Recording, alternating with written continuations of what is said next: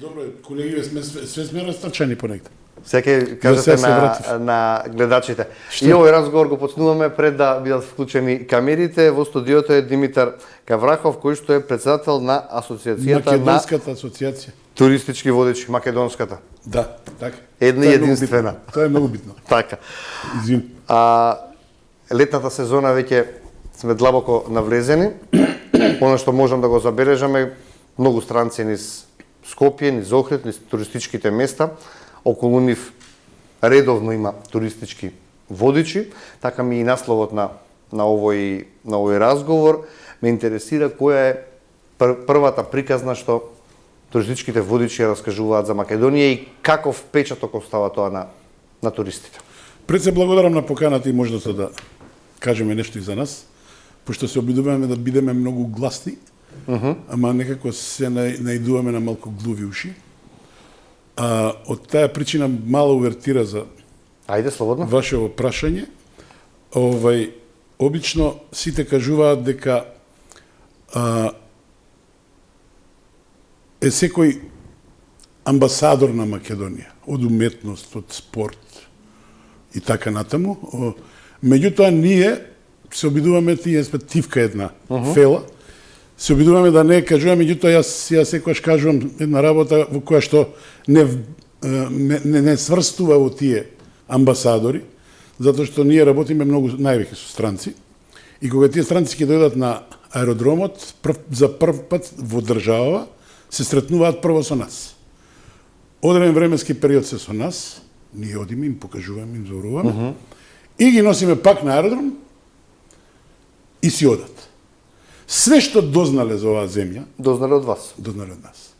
Дали тоа не сврстува во амбасадор или не сврстува, нема јас да видам тој што ќе кажам, предпоставам дека и вашите гледачи ќе знаат да оценат. Сега да ви советам со амбасадоре или... Как?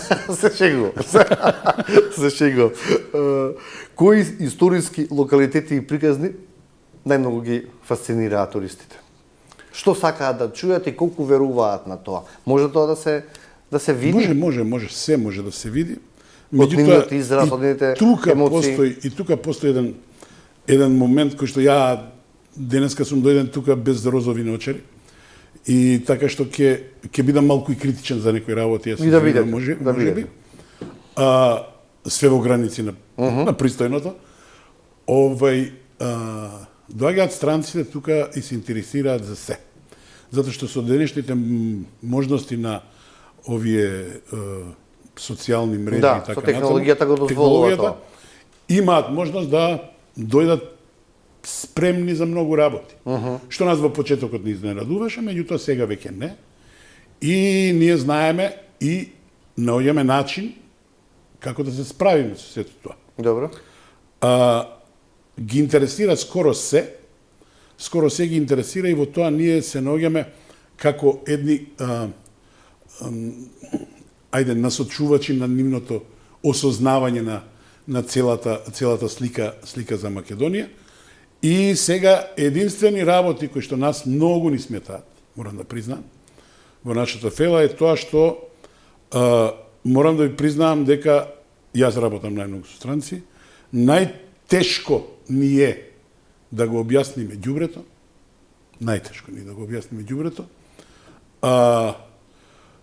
да го објасниме кучињата скитници, да објасниме такви работи.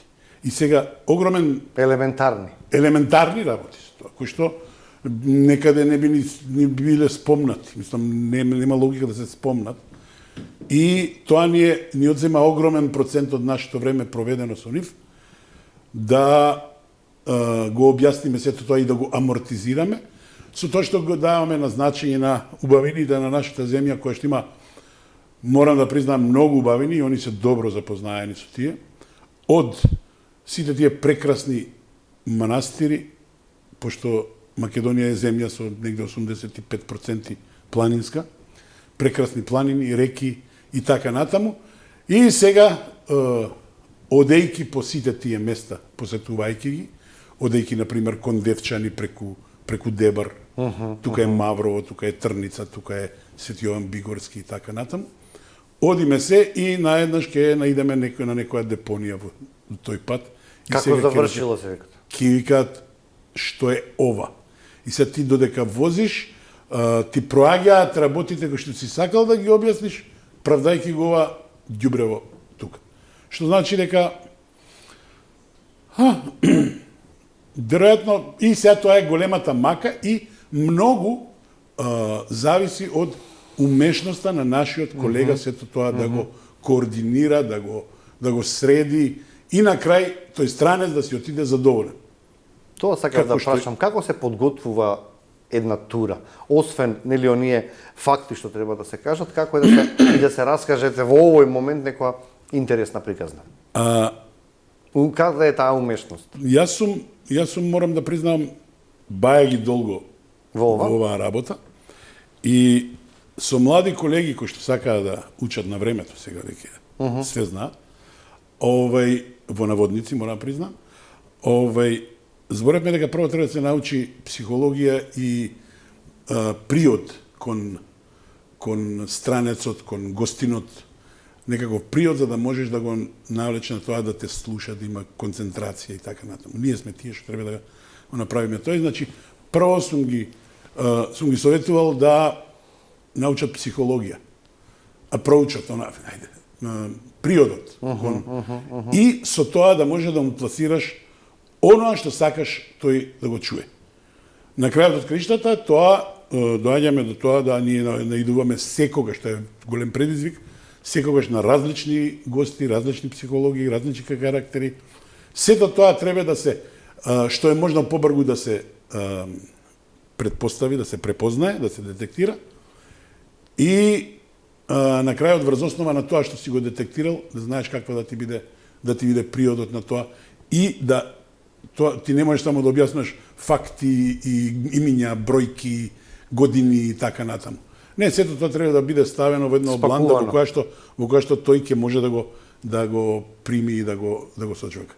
Се наоѓате на плоштадот во Скопје, кога ја гледаат големата статуа на Александар и вие раскажувате тоа што и ние сме го учеле во учебниците и велат, ама чекайте, грците велат дека ово е грк. Како им се објаснува тоа дека ние сме спорувани, дека тој не е грк, дека... Ке ви кажам. Ние меѓу другите работи што требале да ги водиме во групите, сме водели и одредени делегации кои што ни ги даваат од држава нешто. Да ги прошетате. Да ги прошетаме и сега во тие делегации постојат, например, различни наши пријатели од странски земји. Па се тука ќе најдете во група од 10 души, во група од 10 души ќе најдете и американец, и бугарин, и грк, и србин. И сега вие треба да бидете коректни, сето тоа да го пренесете. И да не ја пеете, како што рече и претходната гостинка, и делете ја парчетеја. И не сега, не одиме во крајност. Затоа велам амбасадори, мораме дипломатски да се однесуваме во сето тоа. Значи, и вие ќе скажувате како ја освоил Индија. И гркот е негде подалеку, веќе отишол сладоледа. Не. Тука обично се објаснува, Јас ги терам, со обзир на тоа дека ние мораме да се припремиме. Огромен дел од нашите колеги, претпоставам, веројатно подоцна ќе стане збори за тоа, се припремаат многу добро за сето тоа. За турата? За тура, секоја тура. Колега кој што нема да прочита без разлика што бил негде 100 пати, ако не прочита малце да види кај што е, и тоа зборам за книги. Значи не зборам за ChatGPT, за како се вика Википедија и така натаму, тоа се... Но кратки црти никако. Тоа е идиотизам невиден. Не би сакал да се користат, освен, не дај Боже, одредена година нешто, ако се најде тоа ChatGPT, да ти помогне брз податок. Инаку, како структура, во сето тоа е огромна грешка на мои колеги, еве и ова нека биде некаков ти совет за нив. Со обзир на тоа, и сега ние тука, кога ги имаме овие луѓе, треба да представиме која војнот на коњ или Александар Македонски. И сега, а тамо пишува негде кој што веќе не се чита. Не знам, не сум ни видел, морам да признам, дека тој е, не знам што Јас секогаш ги терам знаеш така кога се прават дека многу се знаат, јас секогаш ги терам, викам, јас се надевам дека сте дека читате, затоа сте и тука. Јас би ве посочил на тоа да ја проучите битката на Херонеја 370 и некоја година, ќе излажам од пред нашата ера. Значи битката на Филип со зашто тогаш не постоеле. Јас исто прашувам од каде е дојдено името Грција. Јас само прашувам. Викам, името Грција од каде е дојдено? Од една страна, од друга страна римјаните го превземаат начинот на управување на нивните градови држави. Од грците. Условно речено, од нив ги превземаат начинот на уредување кај нив, па преку пираници и богови, преку пираници и така натака. Порано постоеле градови држави, Атина, Спарта, и така натаму. Тоа е факт, земи, читај, ке знаеш. Не импровизирај. Така имаме исти, и сега јас им викам, прочитајте го тоа. Па до 84-та, 5-та во Пела, или Вергина, не ме држите за збор, постоеше една табла на која што пишуваше тиранинот Филип одруби 250.000 хеленски глави. Да. Грците не го сакаат Филип. Одете во музеот во Атина на Акропол и обидете се да најдете нешто од Филип. Слика нешто од Александар Македонски. Во еден ќош тамо далеку постои една волкава бистичка на Александар Македонски. Сега, тука јас секогаш викам, најдете го Александар Македонски во музеот под Акропол, нов е, убав, прекрасен. Тоа им велам, прочитајте за битката на Херонеја и ќе ви биде сосема јасно. Да. Ја не морам да објаснувам ништо. Кој што правил. И се тука не морам да објаснувам, ја само ги наведувам луѓето да читаат. Да. Истото се однесува и за нашиот источен сосед. Истото се случува. И тие сакаат да демонстрираат соништа. Се тука најголем проблем е. Тоа е во нашиот систем фалинка, која што се надевам дека со новиот закон за туризам ќе биде регулирано. Се случува да нас ни ја водат државава бугарски водичи, кои што ние ги сретнуваме, нема кој да ги санкционира.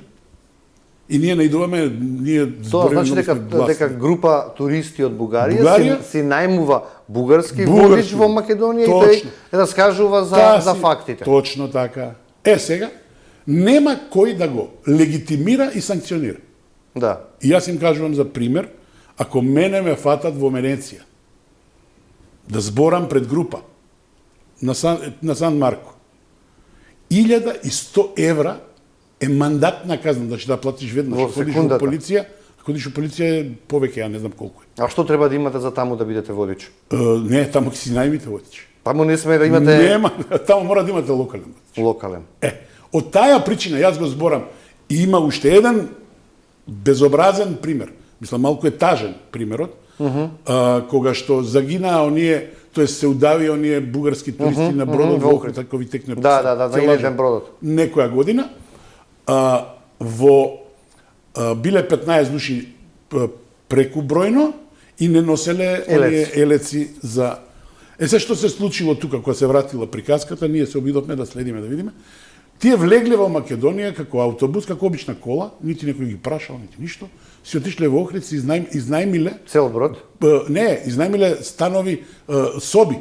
Значи не биле во хотел, него биле нешто така... Приватно сместување? Некакво приватно сместување, не сум сигурен. Нерегулирано? Нерегулирано. И тоа се случи што се случи. Сега, ако мене во Франција, кога ги работевме абсолвентските екскурзии, те запира во Париз, те запира со автобусот македонски се, полиција и не бара ништо. Значи не бара документи, не бара ништо. Само го бара договорот со локалната агенција. Таа група, што загинале тие 15 души, цариникот да ги праша со која локална агенција имате договор и ако немале да ги врати назад, ќе спасал 15 животи. Тоа е тој систем на вредности. Тоа е тој систем на вредности. Тоа е тој систем на баш систем кој што би требало да функционира тука кај нас. Доаѓаат, влегуваат, нити се евидентираат, еве наши колеги ги гледаме и сега нема кој да реагира. А зашто нема кој? Ние се обидуваме како Македонска асоциација на туристички водичи и придружници на цел глас да молиме кој е надлежен да го легитимира овој. Сега има и министерство. Сега има министерство. Малку на повисоко ниво, сакам да кажам, да се крене ова. Имено. Нашата желба, ние сега треба да дојде тој закон за туризам да влезе во оптек.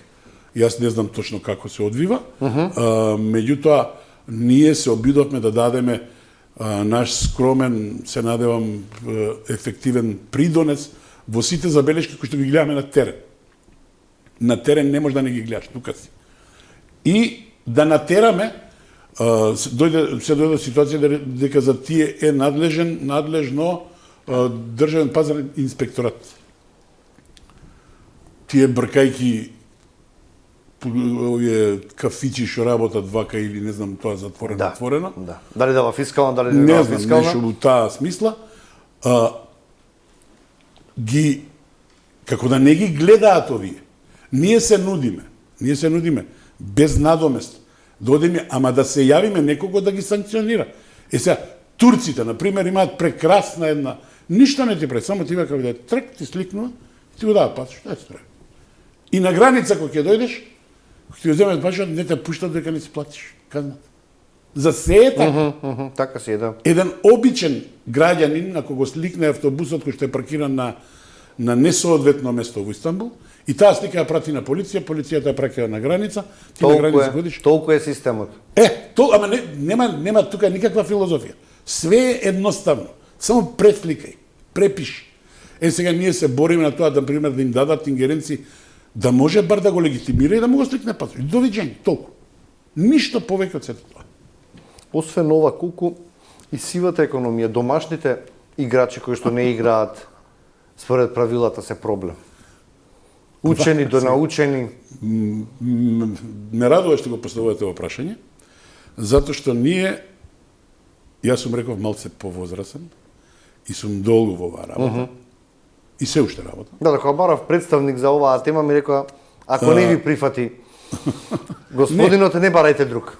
Не, имам колеги кои што стриктно ве посочијате, не се знаеме лично. Посочија кој што би ги посочил дека можат и многу подобро од мене да поднесат вакви извештаи.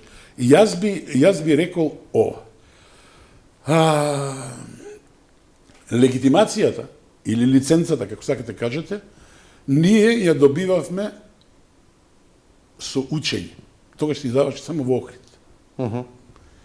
И ќе кажам на личен пример, за чисто да не биде. Јас студирав во Охрид, таму. На факултетот, добро. На факултетот. И сега, таму негде пред крај на самиот факултет, јас доаѓам да полагам за водич. Далечната 83-та, 4-та, така нешто. И доаѓам и кај мојот професор драг, почитуван, сега си покоен, Голаб Чинго. Истиот предмет што го имав на факултет, го полагам и за водич. Сега викам, нема гајле. Да, веќе научено. Не, научено, ја му викам, не морам да полагам, професоре, го имам положено ова. Вика, кај го имаш положено? Па викам, на факултет кај вас. По факултет ли е, бе? Полагаш за водич. Ај седи. Јас истото морам да го повторувам и да го научам. Ние, тоа време за водичите се грижеше Туристички сојуз на Скопје.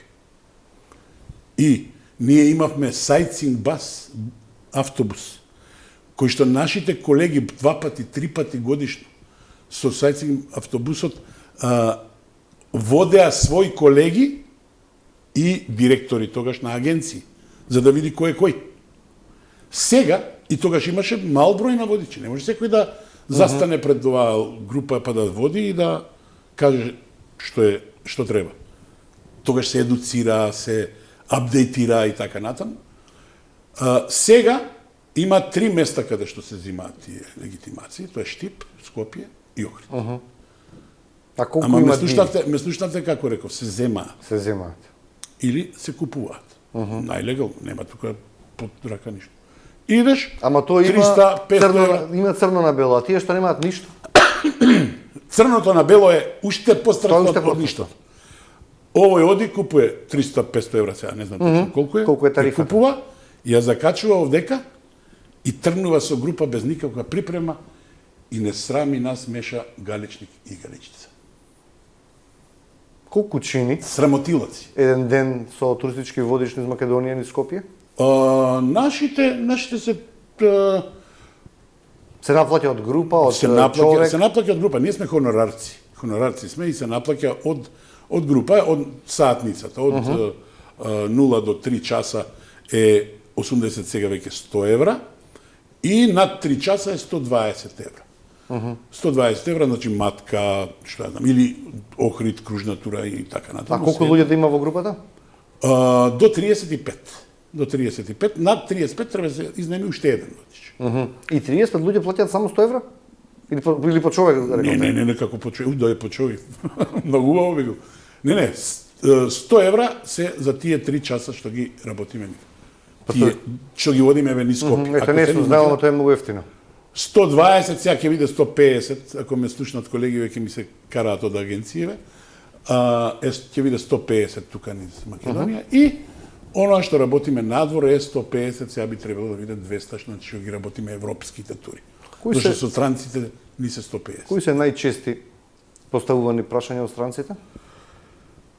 Освен ѓубрето и кучињата? Има разни.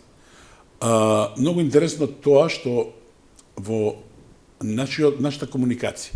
Значи, ние сме научиле, оние што научиле, зборам, сме научиле кога ќе ја видиме групата, ние предпоставуваме каков состав е, интелектуален карактер и така.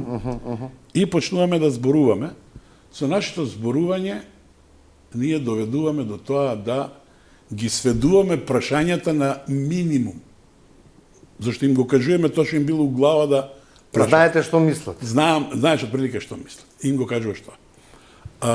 Импровизацијата е дозволена, дозволена меѓутоа во границите на докажаното или нешто не може да не биде, нешто не може да биде невистина или не може да биде вистина.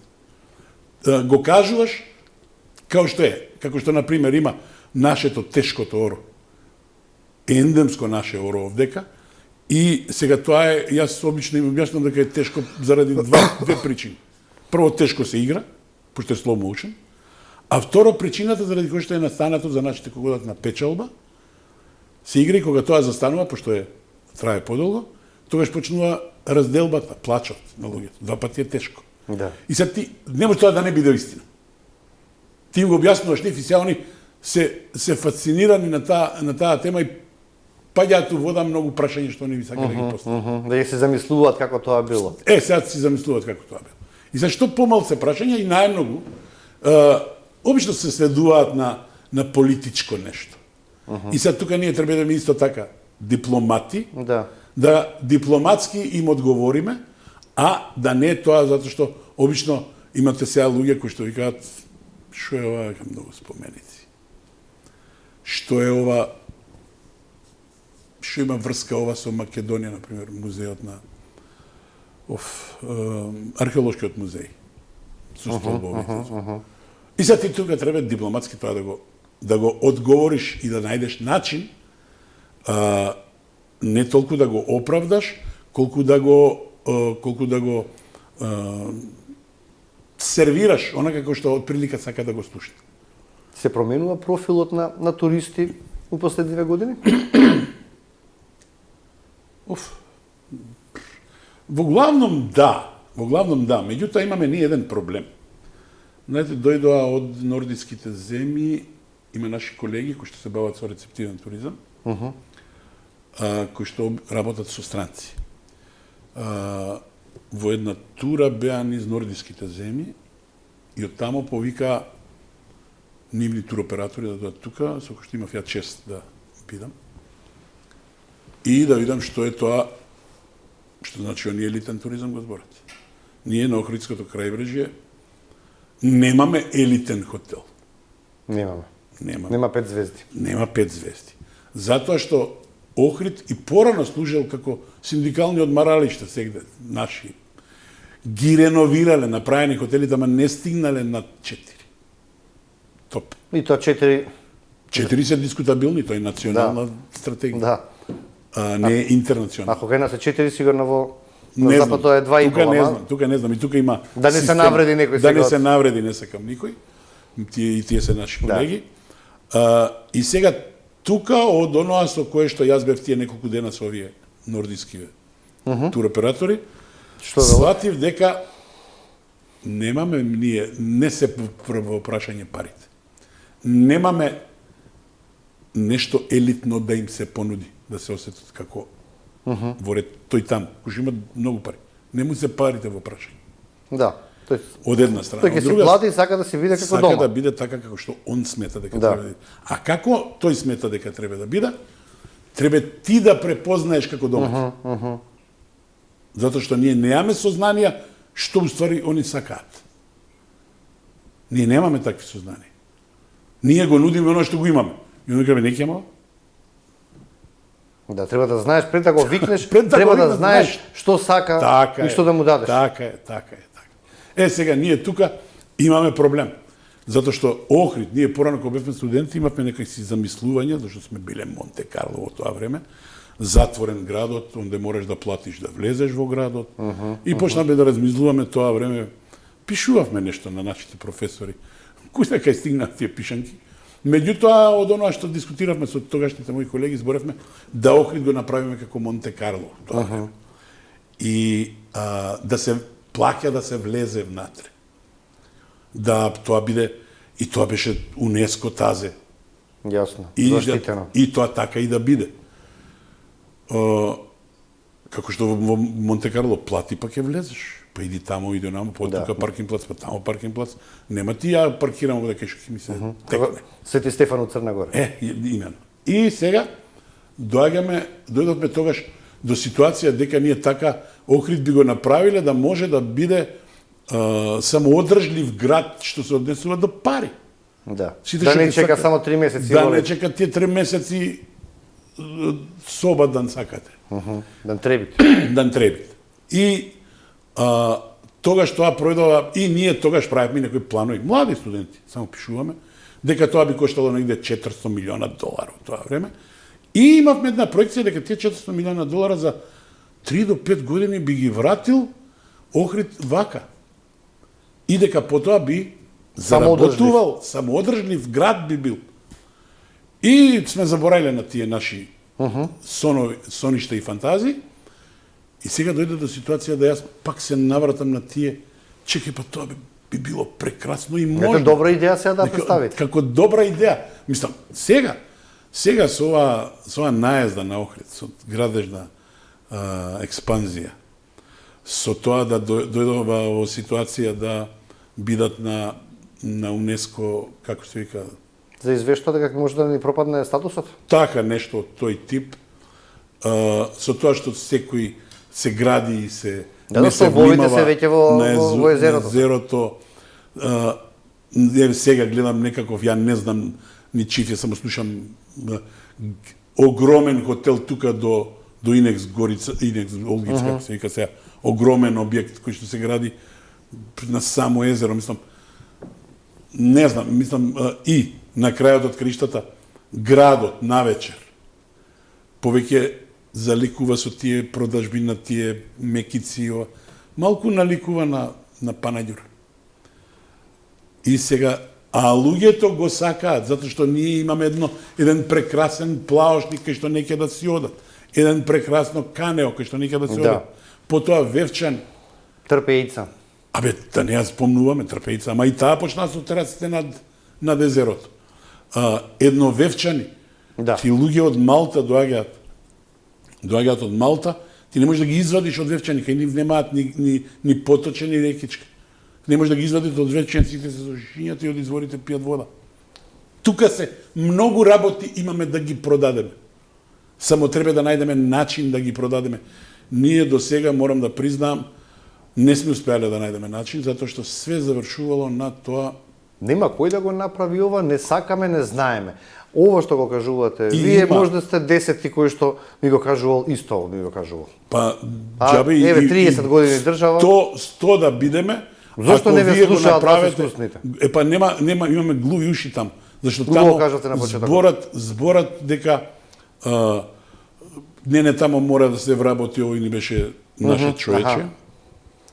И така се вработат и доаѓате до ситуација кога ти на еден на високо ниво, дури кога беше Министерство за економија, ти на еден тамо заменик, не знам што беше, се обидуваш да му објасниш, он те гледа бело и сега секој нареден треба да го едуцираш тоа исто како да му го кажуваш. Истото да му го кажуваш и на крај ќе се замориш. Веќе ништо не кажеш, гледа заработи што можеш да се заработи.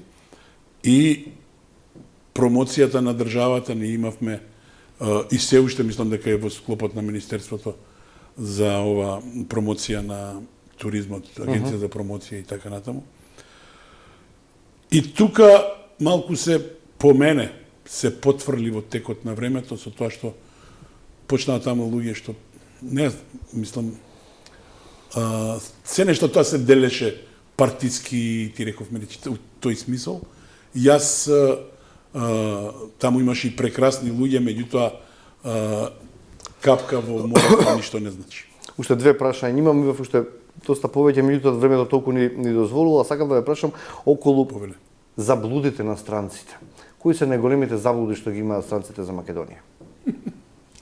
Не се заблуди, повеќе се збунки. Се збунуваат. Затоа што сега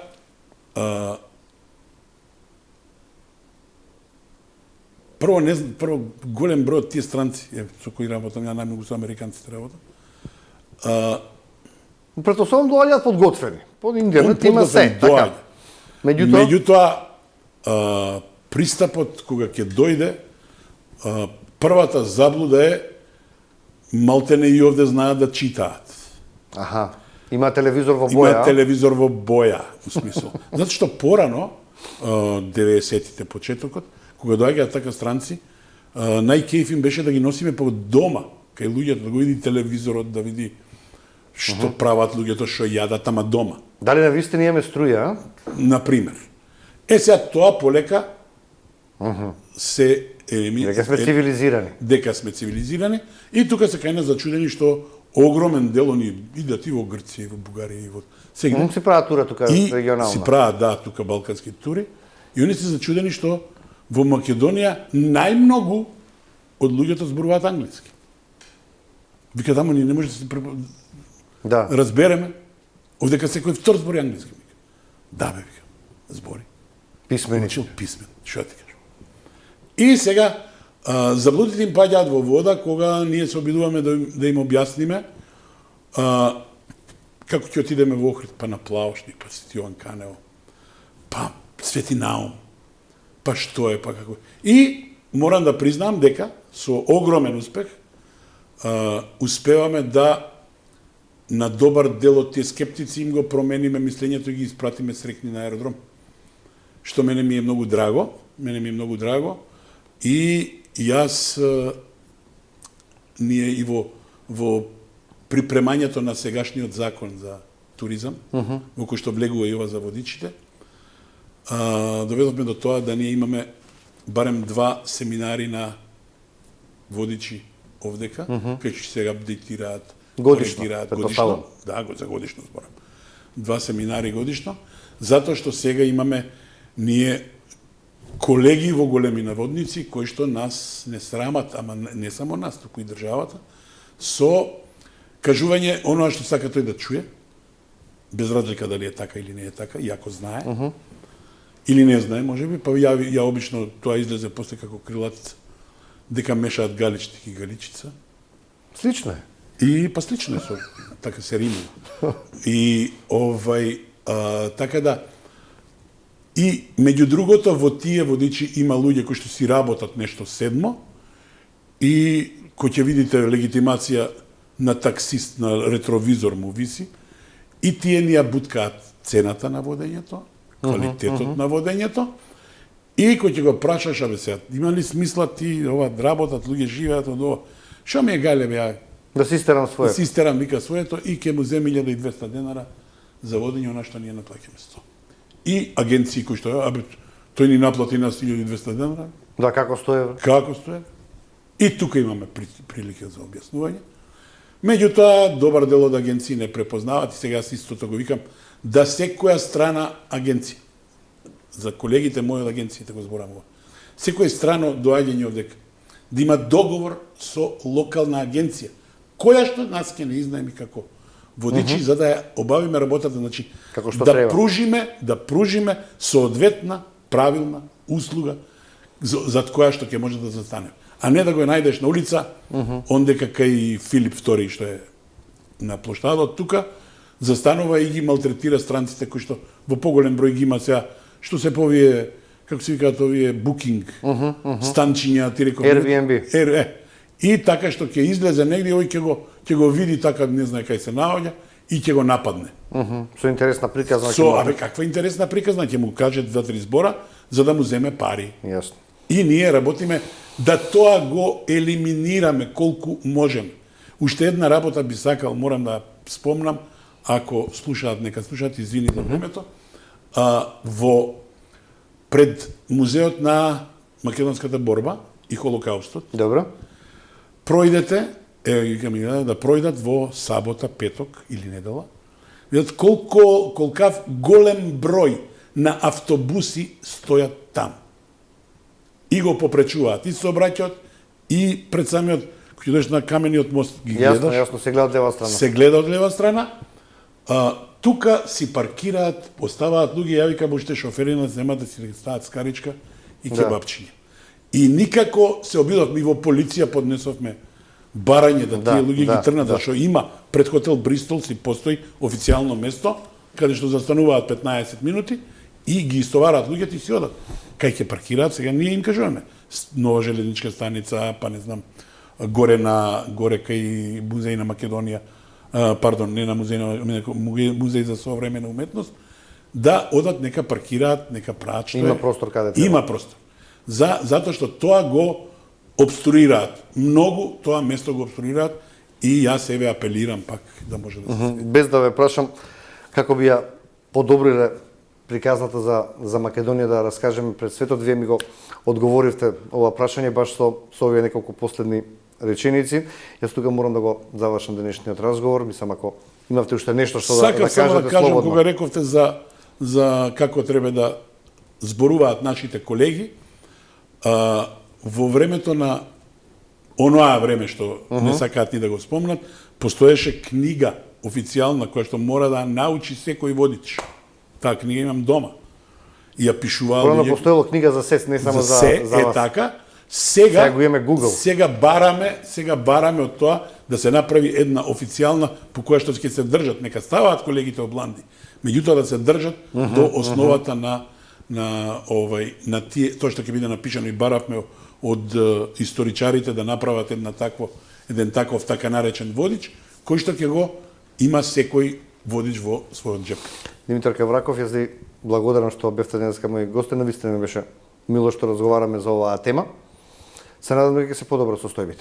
Со надеж дека ќе се подобри, јас сега во склопот на Министерството за култура се наоѓа и туризмот, така што јас се надевам дека ако ништо повеќе бар ќе внимава, ќе гледаат како негде се прави. А тука ги имаме и Турција, и Грција, и Хрватска, за да препишеме, ништо повеќе не треба, само препиши. И нека не ги симнат овие водичи странски од глава, нека им дадат локално, барем на инспекторите, да може да проверуваат. Благодарам уште еднаш. Благодарам вам на поканата. Почитувани, кратка пауза и продолжуваме со третиот дел од емисијата.